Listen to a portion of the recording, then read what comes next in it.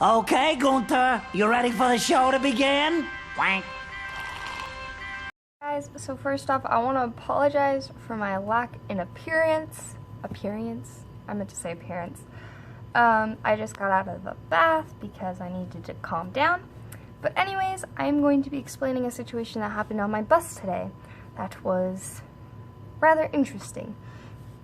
Okay, so we're driving, and and we get to the train tracks. Okay, and there's a rule that you're not supposed to talk over the train tracks because in case of emergency, like if there's a train coming and you're talking, the bus driver might not be able to hear it, or like if there's no warning sign that a train is moving, because this has happened before on our bus actually. If the bus driver can't hear anything, then we could get hit and could die. And this happened in the past. A bunch of kids were talking when we were going over the train tracks, and the bus driver didn't even realize that there was a train, there was no warning, and he luckily stopped in time. But it wasn't the same bus driver that we had today. So we are at the train tracks, okay, and we stop, and kids are talking. So the bus driver tells them to be quiet, and so he starts going over them, and then a kid says something, and so the bus driver stopped, or like the bus driver stopped before to tell everybody to stop talking, and then a kid talked, and yeah, and it took forever for someone to confess that they were the one who said something, and it wasn't even the kid who did it that confessed, it was somebody else who did not do it. And then, so we're going over it, and I guess, according to the bus driver, he heard this. Somebody said that something about, like, the bus driver's stupid or something, like, I can't exactly remember, like, stupid bus driver or something like that. And so he pulled over into this area, and he's like, okay, I'm stopping the bus until whoever said that confesses. And I completely understand that, because that is rude. That is very disrespectful to say to somebody who is driving you home, who is freely giving you a ride home, okay? You don't just do that. No, you gotta be respectful.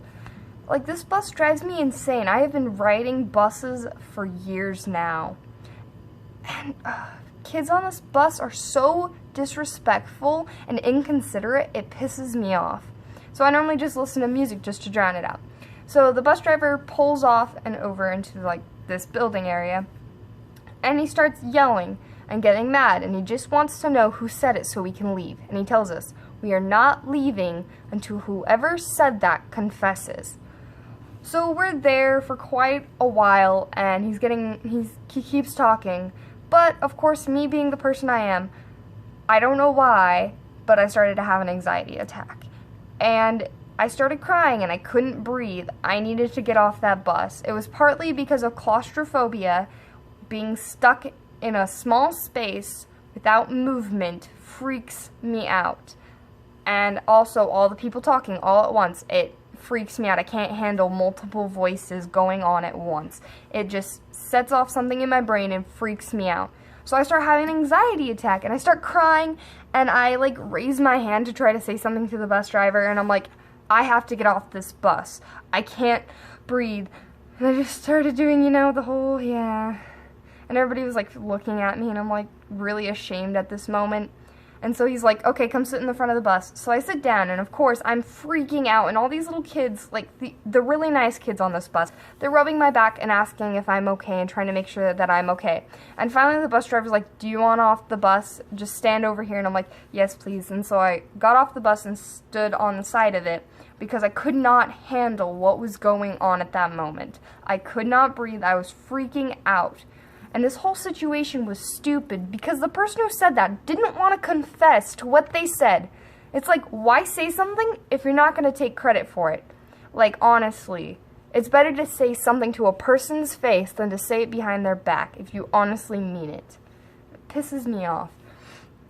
So, I'm outside and I hear all these kids talking, getting all pissed off at the bus driver. And it's like, guys, really, this is unnecessary. You don't need to be rude to him. And I've known this bus driver for a couple years. I know that last year his daughter died, and I know that he's had a hard life, and this is the first time he's been back for a year. And you guys are going to treat him like crap? Like, come on, be nice to him. You don't know what he's been through. You can't just care only about yourself. You have to realize that people around you have stuff going on in their life too. It's not all about you. Just because you have some place to go, or you need to go home or something, or your parents are freaking out about this, it's like, come on. If it's that big of a deal, try to find out who did it, honestly. Or like, I don't know, just be honest with him. Don't be rude and take it out on him, because it's not his fault. It's whoever said that's fault. He was just doing his job, and it really pissed me off because so many kids were getting mad at him. And this guy is actually really nice. He's very strict on the rules because that's his job. He's been through a lot of stuff, and a lot of stuff has happened on buses he's driven.